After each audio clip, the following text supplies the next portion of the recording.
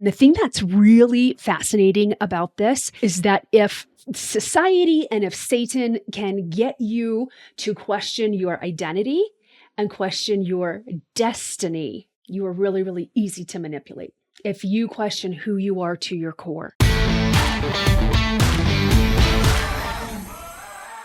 I wanted to talk about how do we rise up and rise above the hatred, the evil, the fear that has just been proliferating our society over the last, decades really, but especially over the last 3 or 4 years. And regardless of which way you fall politically, I'm not here to talk politics. I don't like confrontation or being, what's that word?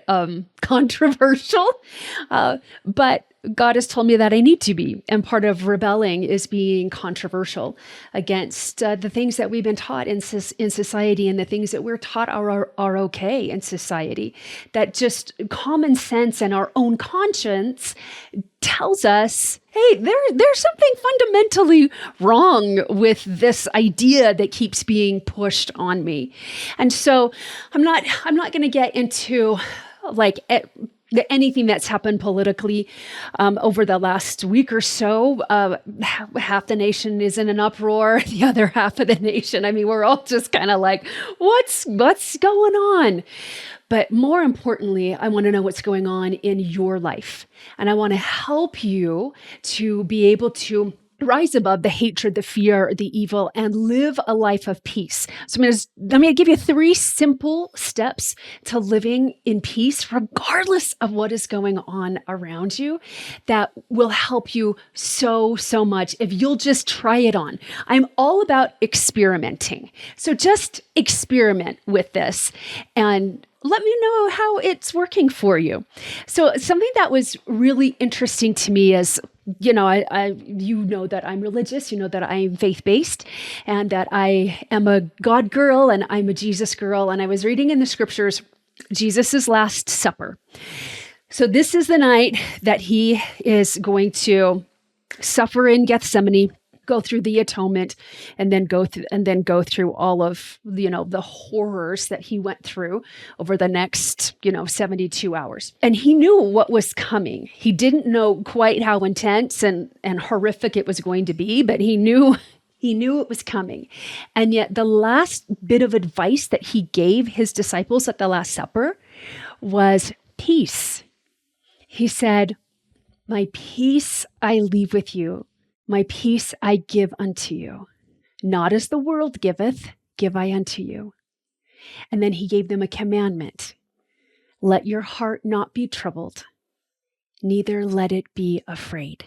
Those were commandments from Christ to his disciples. And I know that there's a lot of people that have walked away from organized religion, but you still feel that desire to want to be close to your higher power. You still have a relationship with your Savior, and that's so beautiful. It's so beautiful. But three steps to peace is first allowing it in. Letting the Lord give you that peace. Peace I give unto you. Now, here's something really interesting about peace back in Jesus's time. Peace used to be a breeding, like in ancient days. It was peace. Peace be unto you. And so it was kind of like, hey, how's it going? How are you? Hello. And so that's why he said, not as the world giveth, but I'm giving you my peace. Now, here's something really fascinating about that. We don't have anywhere recorded in scripture where Jesus was frantic, or he was freaking out, or he was in anxiety.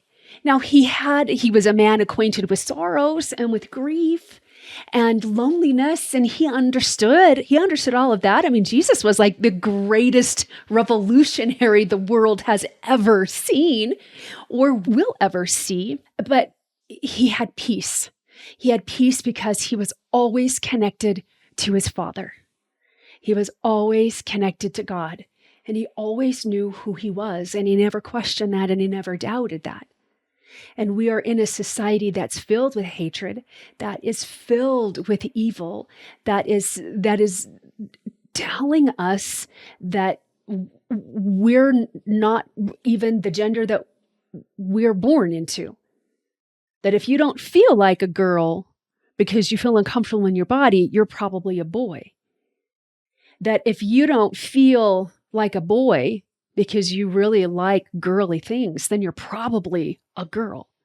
And the thing that's really fascinating about this is that if society and if Satan can get you to question your identity and question your destiny, you are really, really easy to manipulate. If you question who you are to your core. And that's why there's no peace. That's why there's just so many arguments about all of this, but we can see the evil underneath it. Now, allow me to say, if you are an actual adult, meaning that you are 18 or older, and you decide that you want to change your body in irreversible ways, that is your right to do. You have the freedom to be able to choose to do that if you want. The evil that comes is what they're doing to our children. And when they are coming after our children, that's where I draw the line in the sand, in the cement, that is absolutely evil. So we need to have the peace that we get when we know who we are and we know whose we are. I heard a saying years and years ago that said, I don't know what the future holds, but I know who holds the future. So regardless of who won in the election, God was not surprised. He's not like, wow, I didn't count on that happening. He knew and he knows. He knows what's coming. And there's going to be more intense experiences and more dazzling experiences than we can possibly imagine. But we have to open our hearts to peace and make peace our number one thing. And when we know whose we are and when we know who we are, that's when we start feeling that peace. That's when our view stops getting so myopic and we start seeing a broader perspective of our mission here on this earth. And we see other people's perspectives without having to make anybody wrong or demean or belittle or persecute or try to cancel or kill. Like it's amazing. It's amazing what can happen when we are filled with that peace that only the Lord can give us. Now, here's the second step to living a peaceful life. So I know that first step of like peace, to feel peaceful, you got to be peaceful. Peace is a decision. Peace is a decision. So choose peace and connect to God. Connect to your higher power who loves you beyond your own comprehension.